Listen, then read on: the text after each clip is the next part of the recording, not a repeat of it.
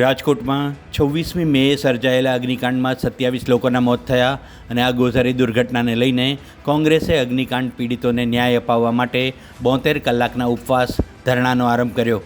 રાજકોટ શહેરના ત્રિકોણબાગમાં કોંગ્રેસના ઉપવાસમાં મૃતકોના પરિજનો અને કોંગ્રેસના આગેવાનો જોડાયા। કોંગ્રેસના આંદોલનમાં વડગામના વર્તમાન ધારાસભ્ય અને કોંગ્રેસના દિગ્ગજ નેતા જિગ્નેશ મેવાણીએ સરકાર પર પ્રહારો કરતાં કહ્યું કે આ દુર્ઘટના બાદ નીમવામાં આવેલી એસઆઈટીમાં સરકાર ભીનું સંકેલવાની નીતિમાં છે।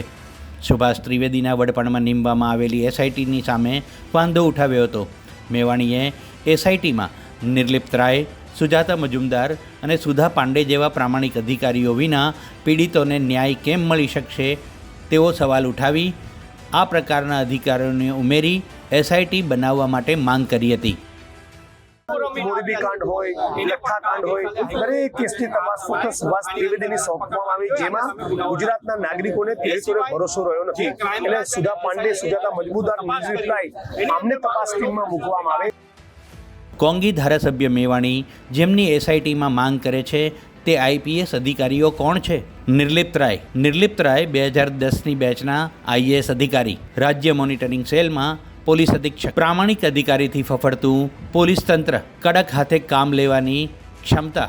સુજાતા મજુમદાર એડીજીપી રેન્કના મહિલા અધિકારી, સીઆઈડી ક્રાઇમમાં પણ બજાવી ચૂક્યા છે ફરજ। કુશળ અધિકારી, પ્રામાણિક હોવાની છબી। સુધા પાંડે કાર્યદક્ષ મહિલા અધિકારી, રાજકોટ એસઆરપીએફ ગ્રુપ 13ના કમાન્ડન્ટ, કડક અધિકારીની છાપ।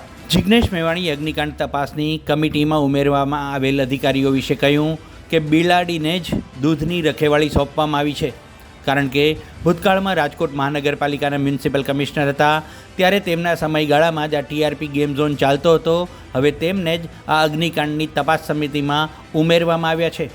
વળી તેમણે એસીબીની કાર્યવાહી લઈને કહ્યું કે જો એસીબીમાં પાણી હોય તો તેમણે વિજય રૂપાણી અને વજુભાઈ વાળાની સંપત્તિની પણ તપાસ કરવી જોઈએ।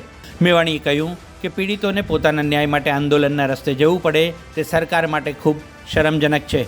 ભાજપના એક કોર્પોરેટર દ્વારા ગેમ ઝોનને કાયદેસર કરાવવા કરાયેલી ભલામણ અંગે મેવાણીએ કહ્યું કે રાજકોટ અગ્નિકાંડમાં ભાજપના કોઈ પણ કોર્પોરેટર, ધારાસભ્ય કે મંત્રી હોય તો તેમની સામે કડક કાર્યવાહી થવી જોઈએ અને જરૂર પડે તો ધરપકડ પણ થવી જોઈએ। મિલન ત્રિવેદી, મુંબઈ સમાચાર, રાજકોટ।